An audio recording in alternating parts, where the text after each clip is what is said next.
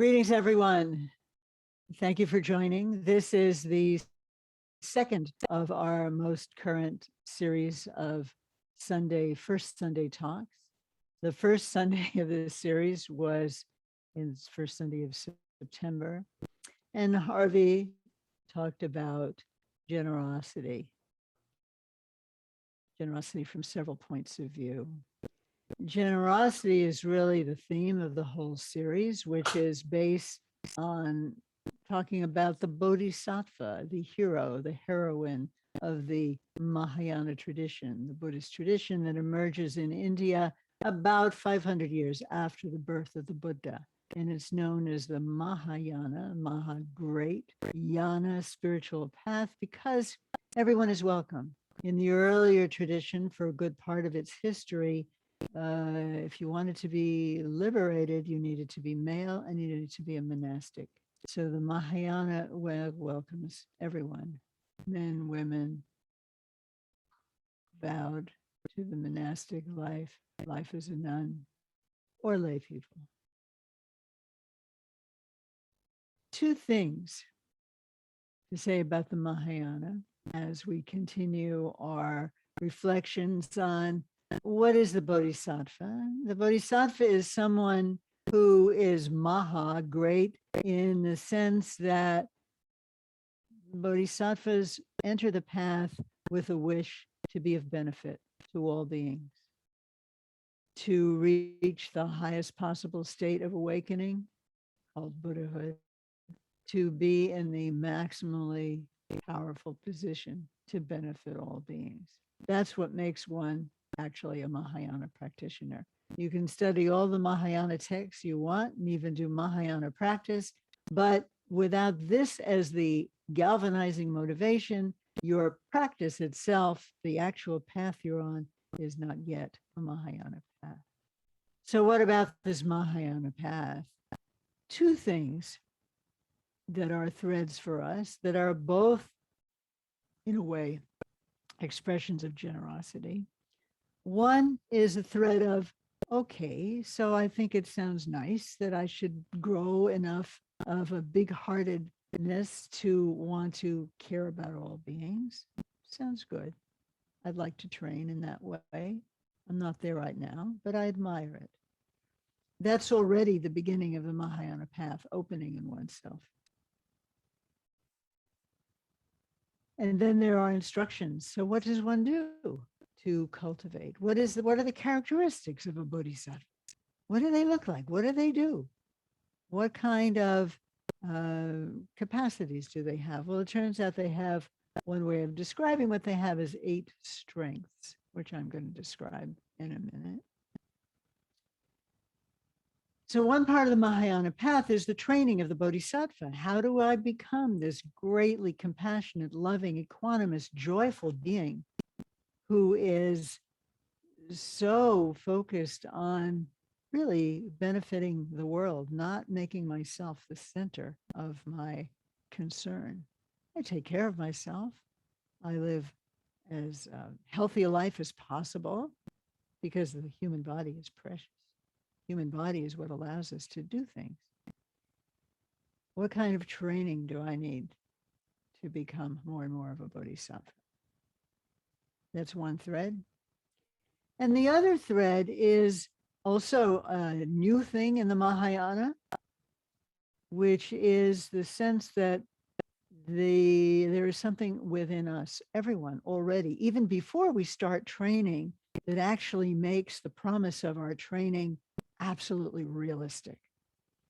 And this is called, sometimes it's called Buddha nature, sometimes it's called nature of mind, sometimes it's called the real arena, meaning the most basic arena of your own being. In Sanskrit, it's called the Dharma Dhatu.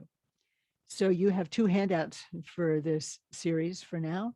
One listing these 8 strengths that one cultivates that helps one grow as this wondrously caring, generous being. And the other is something that doesn't depend on training at all, that is already here, but knowing about it is quite important. So in this verses of the Dharmadhatu, Nagarjuna, who is the great philosopher of the Mahayana tradition. It is he who really articulates what we call the middle way, not to reifying, not to grabbing too hard onto things, and not throwing away things either, not being nihilistic and not being too tightly acting as if things are so real and are going to last forever. That's one way of talking about the middle way. Another very fine way of talking about the middle way is not too tight and not too loose. In the training of a bodhisattva or the training in mindfulness, what we'll do in practice after this talk at 11, observing breath, sounding a sound. You need to be energized, but not tight. You need to be relaxed, but not, soporifically too loose. So the philosophical middle way is what Nagarjuna came forth with. And he praises the Dharmadhatu, also sometimes translated as basic space. It's like the most basic element in our being, but it's also one that we aren't well acquainted with. And we can get acquainted with it through practicing the bodhisattva qualities of generosity and so on that we will talk about. And at the same time, cultivating such wholesome qualities of generosity, of kindly behavior, behaving in a way that is not harmful, bottom line, optimally behaving a way that is helpful. That's the wholesome code of the Bodhisattva. Dalai Lama likes to say, my religion is kindness. Basically, the Bodhisattva is training in human kindness. You don't have to be a Buddhist to want to develop kindness. And the thing that makes it possible to developing kindness in all the ways that we're going to talk about it is part of a process of getting rid of whatever opacity, whatever dust, metaphor, dust, whatever for now in our own behavior and our own way of knowing ourselves and the world obscures this very precious quality. So being able to see the quality is enhanced by training as a bodhisattva. And the clearer we can see what we really are, what our real nature is, the more we naturally want to approach the bodhisattva attitude, because that nature of ours is actually quite vast. It's quite all-encompassing. It's not like some small thing. So the more we tune into that, the more we become naturally able to include more and more of the universe, other people, world, in our sphere of concern. That too has to be done with balance. So the first verse of Nagarjuna's praise of the Dharmadhatu, the element of reality, the Buddha element, it's known by all these names. I'll just call it Buddha nature. Sometimes they'll call it Dharmadhatu. Sometimes they'll call it our real arena. He says, there is something which, as long as we don't know it, results in our going round and round in what the Buddhist and all the Indian traditions call samsara. What do we mean by going round and round in samsara? It's not a good thing. It's not a joyride. There is joy, there is happiness, but it never lasts. There is up and down in whatever life one is born into, and we can understand that metaphorically or just wherever life takes you.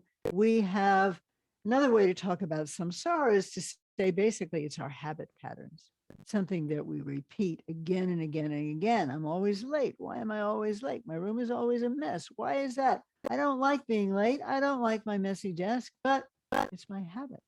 And it turns out habits are not so easy to break. But habits habits of being less than generous, for example.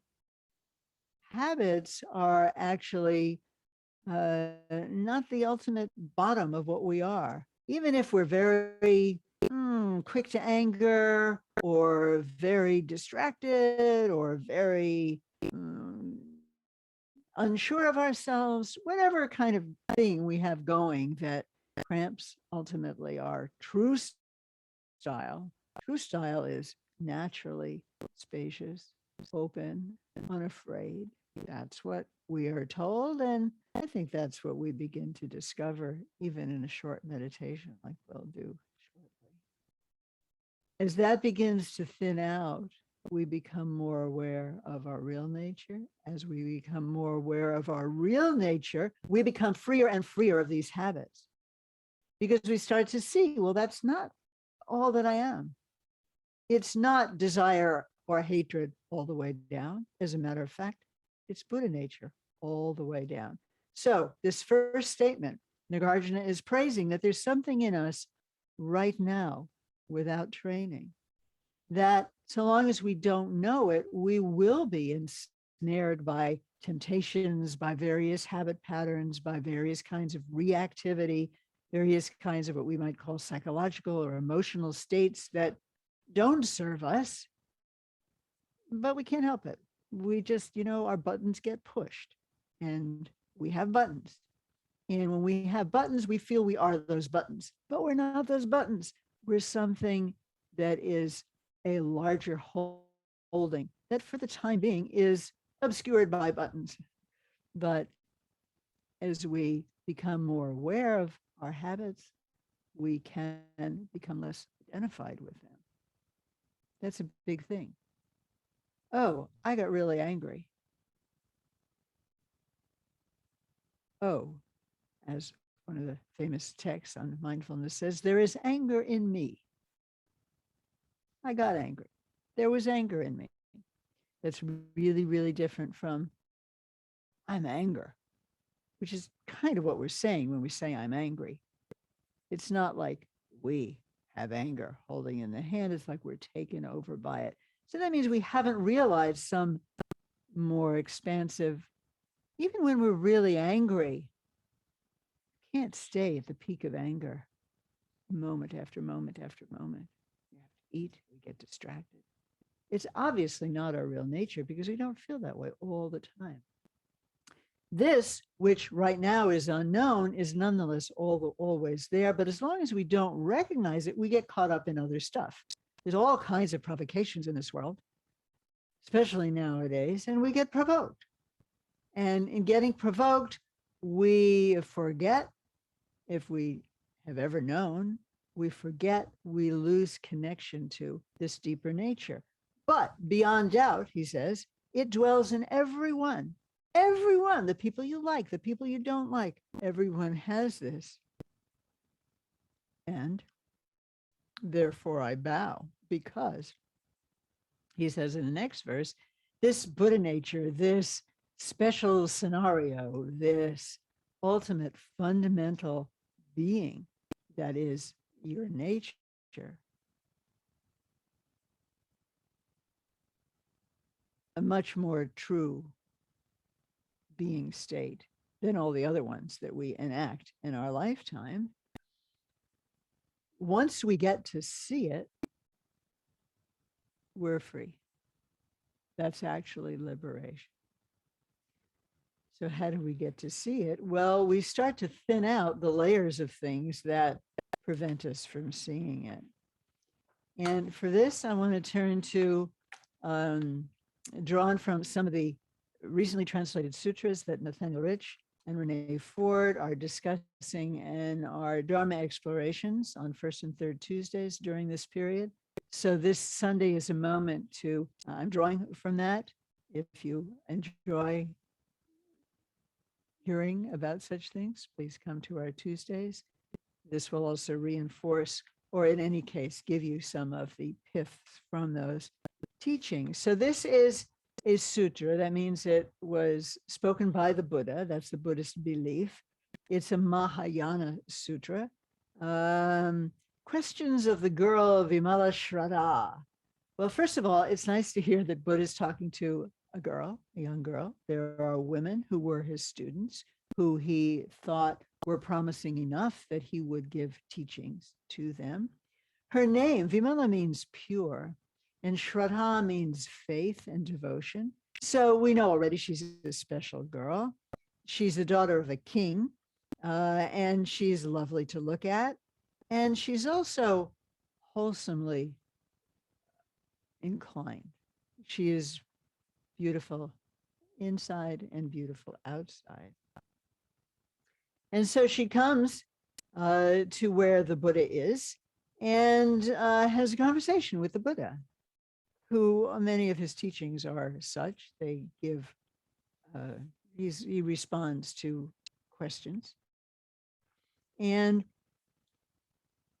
he tells her that when bodhisattvas have 8 types of strength, even though they're still living in the world of samsara, this world in which we are mainly driven in Buddhist language by desire, hatred, ignorance, pride, jealousy. And we could kick up a few modern ones. You know, we're deluded and afflicted also by obsessive compulsiveness when we go zeroing in on something that we have to do and we can't take our minds off it. We are afflicted by self-doubt in a lot of ways, which doesn't help us move forward in life. So we are, enjoined always as practitioners or would-be practitioners, or just human beings who want to further our recognition of our own state, our own lives, how we live, how what life feels like to us. We are encouraged to kindly, gently, not with judgment, but with clarity, look and see. Let's see what habit patterns do I have that I don't even think are good, but nonetheless I do them. So to do this is already to enter the bodhisattva path if one is doing this with an inclination to, all right, I can clean up my act and then I really can do positive things in this world. So the Buddha says, if you have these 8 strengths, you, a girl, he calls her girl, at least in this translation, which is nice, you will have steadfast courage and you will be indefatigable in your activities that you have taken up out of a wish to be of benefit. There are many ways to be of benefit: building houses, fixing people's air conditioners, creating a vaccine, talking to people about taking a vaccine. All of these are positive activities. There are many ways one can be of service. And for the bodhisattva and the way the Mahayana looks at it, it's not the, sort of status of the career or activity that you're engaging in. It's the motivation. There are plenty of people who build houses who just think about the paycheck, getting through the day. Maybe they try to do it well, though. Maybe they try to do it well so it will actually serve people. Then that's already a generosity. That's already on the path to bodhisattva. But still building the houses, 2 people hammering together, they're doing the same thing. The motivation makes all the difference. And we hear about this. The first strength, actually, Buddha says, is the strength of mental motivation, because they are without deceit. So I don't have a commentary to this yet. And what does it mean to say that when you have a strong motivation, that means a strong intention? I'm going to do my best, whatever my task is today, and I'm going to aspire that it goes into a process of cause and effect, and it's going to bring benefit to people. If I make a good table, somebody can use it to write the formula for a life-saving medicine, for example. You can have this aspiration. And that aspiration changes our relationship to our own activity And it also, I think, to say that one who has strong motivation, and of course he's talking about a bodhisattva type motivation, is somebody who isn't going to deceive others, but also I'm feeling that implicitly it also means we're not going to deceive ourselves. That's a big deal. We tend to think like we're pretty okay, and we're mostly kind of pretty okay and kindly people. But we also can deceive ourselves when we overlook areas of our behavior that we actually have a capacity to improve a little bit. Maybe I can't stop being late all the time, but I can make more effort and I can be on time a little more often than I used to be. You know, incremental development is possible. It's possible. It's impossible for it not to be possible because being late, procrastinating, I speak from experience. But even I, when I settle down, I do procrastinate, but that's not my ultimate nature. No, it can't possibly be. My ultimate nature, the Mahayana is telling me there's something that if I only understood it a little better, it's already here and it would light up my whole path. So that gives me a certain kind of confidence, especially if I can see from my own experience that I can't just be a procrastinator. You know, that can't be the true line of my whole nature because, in fact, sometimes I'm early. Yeah, sometimes I am. Sometimes I even don't hand things in the last minute. So even me, I'm not. That's not my nature. And what is it that allows me to do it differently sometimes? Well, there's just some kind of flexibility, some kind of possibility not to do it always the same way. That's the space of this real arena that is our real nature. We have this possibility. And knowing this, we can easily move to the strength of determination. I'm going to see what I can do to, clean up my act, ramp up the good qualities they already have, and see if I can't lighten up on the other ones that aren't so fruitful. So in these ways, in the Mahayana, one's training supports one's recognition of what one really is, which is a slow process to discover. However, that discovery process of recognizing this deeper nature opens up confidence and energy for training in the Bodhisattva. To be continued next first Sunday and also on our first and third Tuesdays in more detail.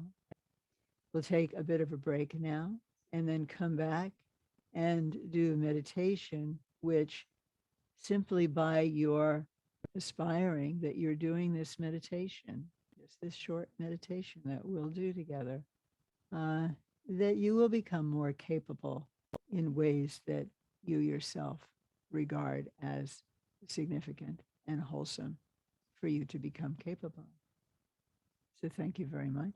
Take a bit of a break, even if it's only to stretch, and then we'll meditate together.